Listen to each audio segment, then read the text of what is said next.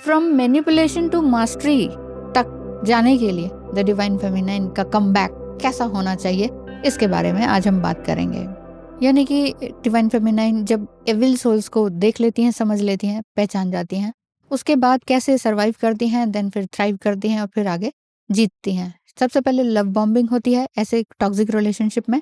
Intense attraction भी होता है, ढेर सारे गिफ्ट्स वगैरह दिए जाते हैं, बहुत ज़्यादा क्लोजनेस बनाई जाती है, बहुत जल्दी जल्दी जल्दी जल्दी सब कुछ होता है जिसमें कि ट्रू कलर नज़र नहीं आता। और लव बॉम्बिंग के कारण ऐसा फील होता है कि नहीं, ये तो इंस्टेंट कनेक्शन है और ये बहुत जल्दी अटैच हो रहा है और ये अब सब कुछ आगे आगे बढ़ ही रहा है, तो क्यों ना सामने वाला पार्टिसिपेट कर रहा है, तो चलो शादी तक बात चल रही है तो शादी ही कर लेते हैं। तो यहाँ तक आ जाती है बात।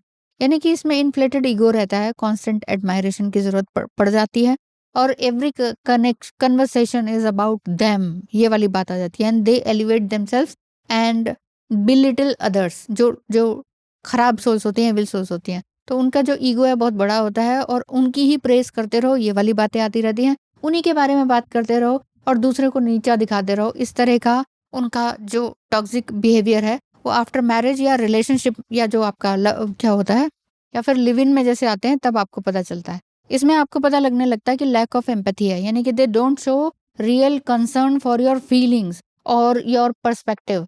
उनको कोई मतलब नहीं है आपके पर्सपेक्टिव से, आपके इमोशन से, आप रो रहे हो या तकलीफ में हो, कोई मतलब नहीं है। तो ऐसे टॉक्सिक लोगों के साथ आप आ जाते हैं।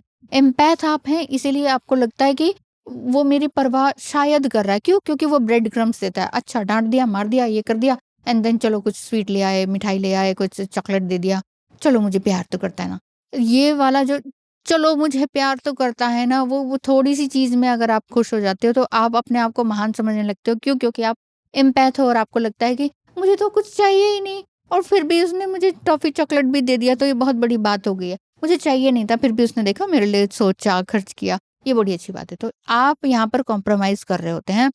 असल में आप अपने आप को प्रायोरिटी में नहीं रख रहे होते, इसलिए जो टॉक्सिक पर्सन है वो आपके साथ ज्यादतियां या मैनिपुलेटिंग करता रहता है और क्रॉनिक लाइंग एंड गैसलाइटिंग करता रहता है। फ्रीक्वेंटली उनका डिसऑनेस्टी दिखाई देती है और वो जब जितनी बार डिसऑनेस्ट होते हैं उतनी बार आप अगर कुछ कहते हो या नोटिस कर लेते हो, क्योंकि एम्पैथ है, पकड़ लेते हो, लाइट डिटेक्टर हो, तो वो आपको कहते हैं यू आर क्रेजी।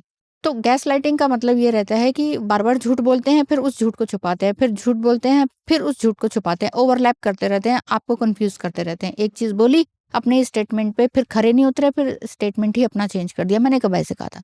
ठीक है। बाकी रहता है अग्रेसिवनेस, है ना। तो अग्रेसिवनेस आपको पता ही है, आपके नाम से बुलाएंगे या चिल्लाएंगे, है ना, येलिंग वगैरह रहता है, हाथ पैर उठाना भी रहता है। तो यानी कि एक कंट्रोलिंग पावर रहती है या चीजों को उठा के फेंक देना गुस्से में। तो ये डोमिनेटिंग पावर रहता है, इसमें गाली गलौज, चीखना चिल्लाना, डरना डराना, और ये सारे टैक्टिक्स हैं कंट्रोल करने के, कि हाउ टू कंट्रोल अदर्स। इस तरह के रिलेशनशिप में आप हैं तो वो टॉक्सिक रिलेशनशिप है पक्का। ठीक है, उसमें प्यार नहीं है। इमोशनल टीयरिंग रहती है, यानी कि मॉकिंग करना, आपके लिए गलत बोलना, समटाइम अकेले में ही आपका मजाक उड़ा देना, आपकी बॉडी का, अपीयरेंस का, या फिर पब्लिकली भी बोल देना, अरे ये तो ऐसी है, ये तो ऐसी, इसको क्या पता है, इसको तो कुछ भी खिला दो, इसको क्या ही जरूरत है। रिलेशनशिप बेस्ड काउंसलिंग लेनी है या टैरो रीडिंग लेनी है या फिर रेकी हीलिंग के लिए आप स्क्रीन पे दिखाए नंबर पर मैसेज करें, फी स्ट्रक्चर पता करें। यहाँ से क्या है कि आपको महसूस होना शुरू हो जाता है कि somebody या सामने वाला जो है वो मुझे नीचा दिखा रहा है। नीचा दिखाना, मजाक उड़ाना, आंखें घुमाना और आपको बेकार, बिल्कुल बिल्कुल जाहिल, बिल्कुल ही नालायक महसूस करवाना कि अरे इसके बस की तो कुछ भी नहीं है। तो ये सारी चीजें होती हैं। इसमें ये बहुत ही अच्छा सवाल है कि ये जो पहचान है ये आपने किया है, यानी कि वही पहला और सबसे बड़ा कदम होता है कि आपने इस चीज को पहचान लिया है। ठीक है। इन चीजों को अवेयर हो जाने के बाद ही अब आपको क्या करना चाहिए, मेन चीज ये है कि हाँ, हम तो ऐसे रिश्ते में फंस गए। और कितना टफ ऐसे काम हो सकता है कि ऐसे लोगों से बच के निकलना, क्योंकि वो फिर से मैनिपुलेट करेंगे, फिर अपनी कोई स्टेटमेंट, फिर सॉरी कहना, फिर से वही सारे काम करना, फिर से सॉरी करना, फिर से वही काम करना। तो ऐसे में आपको क्या करना चाहिए, बेसिकली प्रैक्टिकल स्टेप्स आपको उठाने पड़ेंगे। जैसे कि बिल्कुल सीधा और शॉर्ट वे में बताती हूँ कि सेफ्टी एंड डॉक्यूमेंटेशन, ये सारी चीजें आपको करके रखनी चाहिए अगर आप किसी टॉक्सिक या फिर नार्सिसिस्टिक टाइप के रिलेशनशिप में फंस गए हैं तो।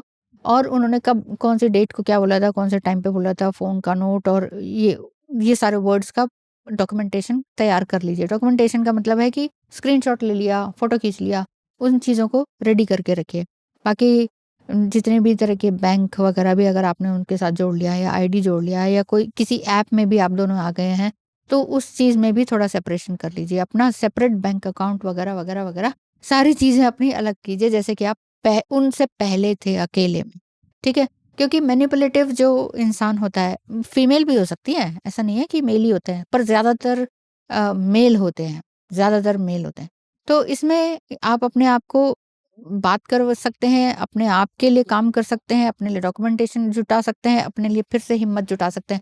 अगर आप अपने घर में भी बता सकते हैं, लेकिन कई बार क्या होता है लव मैरिज होती है तो माँ-बाप छोड़ देते हैं लड़की को, कहते हैं अब तूने की है ना शादी, जा निकल जा, तो हाँ, हमारे पास मत आना।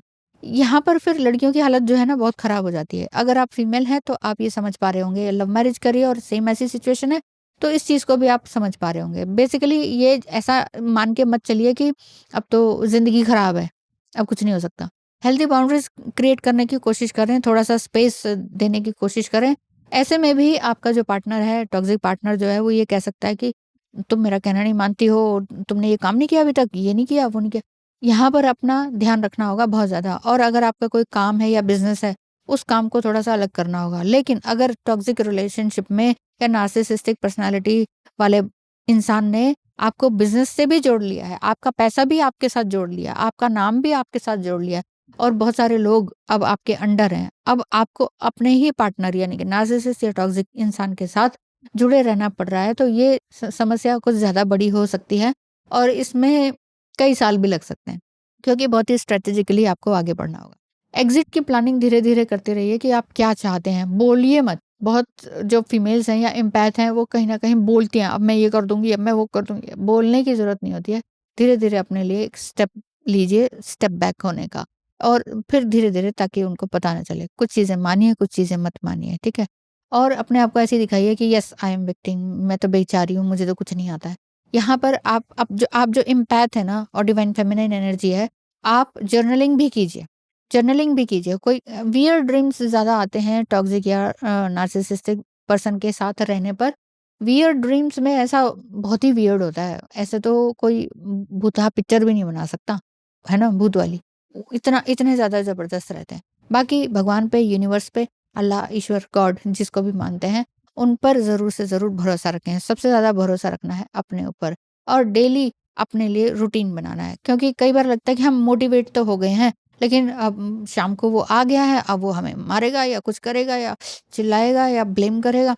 वहाँ पर आप थोड़ा जर्नलिंग इस बीच में रख लीजिए, जर्नलिंग में कि आज मेरा दिन कैसा रहा, आज की मेरी अचीवमेंट क्या रही, ठीक है? अपने लिए अफ़र्मेशंस तैयार कीजिए कि मैं सेफ हूँ, मैं सच को समझ रही हूँ और मैं अपने लिए डिसीजन ले रही हूँ या लूँगी। इस तरह से आप अपने लिए बोलिए, लिखिए, तब जाके आपका कुछ काम होगा। क्योंकि ये काम जो है ना बहुत टफ़ है। डेली अपने आप को रियलिस्टिक वे में आगे बढ़ाना और अम, जब कोई भी ना हो साथ में, फिर अपने आप को बार-बार क्लैरिटी देना, है ना? और मोटिवेट करना, ये बहुत मुश्किल काम है। लेकिन मुश्किल है, इम्पॉसिबल कुछ भी नहीं है। स्टेबलाइज़ कीजिए अपनी डेली लाइफ़ को और हेल्दी बाउंड्रीज़ क्रिएट कीजिए। अब उन ऐसे टॉक्सिक या नार्सिसिस्ट के साथ बच्चे भी हो गए हैं, तो वहाँ पर आपको और डबल ट्रिपल वर्क करना पड़ेगा। जहाँ पर बच्चे भी हो गए, सब कुछ हो गया, मैनिपुलेशन लगातार चल रहा है और क्या है कि किसी का साथ नहीं है और आप किसी को बता भी नहीं सकते। टॉक्सिक रिलेशनशिप या नार्सिसिस्ट व्यक्ति के साथ अगर आप रहते हैं, तो वो अदर पीपल को भी, जो भी आपके फ्रेंड सर्कल में है या आप दोनों के कंबाइंड फ्रेंड सर्कल में है, उनको भी मैनिपुलेट करना जानते हैं। इसी वजह से आपको समझ नहीं आता। और देखिए, धीरे-धीरे फिर सेपरेशन की स्टेज पर आइए, फिर लीगल स्टेप लेने की कोशिश कीजिए, तब जाके आपको समझ में आएगा कि क्या-क्या कर सकते हैं। कई तरह के डर भी रहेंगे और लेकिन धीरे-धीरे कहीं न कहीं किसी न किसी फैमिली या फ्रेंड का एक सपोर्ट ज़रूर क्रिएट कीजिए। और अगर नहीं हो रहा है तो ईश्वर है ना, भगवान। अपने लिए ऑनेस्ट रहिए, अपने लिए सारे अपने इमोशनल कॉस्ट पर कुछ भी मत कीजिए। आप देखिए कि आपको कोई गिल्ट तो नहीं हो रहा कि ये क्या कर दिया? तो हो ही रहा होगा। लेकिन इन सब चीज़ों से बाहर निकलना है कि मैंने क्या कर दिया, अपने पैर पे कुल्हाड़ी मार ली। मेल भी हो सकते हैं ऐसे, फीमेल भी हो सकते हैं, ठीक है? मतलब नार्सिसिस्ट या टॉक्सिक पर्सन। तो ऐसे व्यक्ति से या फीमेल है तो भी बहुत निकलना मुश्किल है, क्योंकि उनके लिए भी कड़े कानून हैं। वो अगर आप एम्पैथ हैं, मेल हैं, तो आप कहेंगे कि इसने ऐसे-ऐसे कर दिया, तो वो तो रोती-धड़ाती हुई फिर वो वुमन सेल पे चली जाए या कुछ का कुछ हो जाए। तो बहुत मुश्किल है, आप ऑलरेडी बहुत स्ट्रांग हैं, इस चीज़ को ध्यान रखिए। डिटैच रहना सीखिए और अनसीन मैसेजेस जैसे बाउंड्रीज वगैरह सेट कर लीजिए। बहुत ज़्यादा मैसेजेस मत देखिए, जवाब मत दीजिए। अपनी अचीवमेंट पर ध्यान दीजिए सबसे ज़्यादा कि आज मैंने क्या किया, क्यों किया और इससे मुझे क्या मिला। मैंने किस तरह से रिस्पॉन्स किया या रिस्पॉन्ड किया। धीरे-धीरे ही चीज़ें सुधरेंगी। अगर आपने एक ही तरफ़ा हो गए आप, टॉक्सिक रिलेशनशिप में एक तरफ़ा हो गए और बाकी आपका कोई भी नहीं है, सब छूट गया है, तो वहाँ सालों लग जाएँगे निकलने में। लेकिन लिव इन रिलेशनशिप में जो लव कनेक्शन में आप चले जाते हैं, उसमें भी 2-4 साल तो लग ही जाते हैं बाहर निकलने में, क्योंकि वो कहीं न कहीं पैर में पड़ के गिड़गिड़ाना या समथिंग कुछ ऐसा, या सिक्योरिटी गार्ड या ड्रामा कर देना या नीचे चले जाना, ऐसा कुछ कह देना कि मैं तो इसका हूँ, देखो ये मेरे लिए कुछ नहीं कर रही है, या दरवाज़ा नहीं खोल रही। इस तरह के ये टॉक्सिक जो बिहेवियर्स हैं, उसमें से भी बाहर निकलना मुश्किल होता है, लेकिन धीरे-धीरे होगा। सीधे सडन अगर आप कोई लीगल केस या पुलिस केस करते हैं, उसमें भी बहुत ज़्यादा प्रॉब्लम एम्पैथ को ही होती है, क्योंकि एम्पैथ या डिवाइन फेमिनाइन एनर्जी जो होती है, बहुत ही ज़्यादा सेंसिटिव होती हैं और टू मच ऑब्जर्वर होती हैं, ऑब्जर्व करती हैं वो हर चीज़। जैसे इधर देख रही हैं तो उनको ये भी पता है यहाँ कौन है, यहाँ कौन है, यहाँ कौन है, यहाँ कौन है, यहाँ कौन है, पीछे कौन है, किसकी कैसी नज़र है और कौन क्या सोच रहा है। इतनी ज़्यादा ज़बरदस्त ऑब्जर्वेशन उनकी पावर होती है। इसीलिए वो नेगेटिव चीज़ों को ऑब्जर्व करती हैं तो फिर परेशान भी हो जाती हैं जल्दी। तो अगर आप भी इसी तरह के हैं तो आप अपने लिए एक हेल्दी बाउंड्री ज़रूर क्रिएट कीजिए। धीरे-धीरे सारी चीज़ें सुधरती चली जाएँगी। भगवान पे और अपने ऊपर, ईश्वर पे पूरा भरोसा रखिए, सब कुछ ठीक हो जाएगा। मैं भी आपके लिए प्रे करती हूँ अगर आप इस तरह के रिलेशनशिप में हैं तो। मिलेंगे।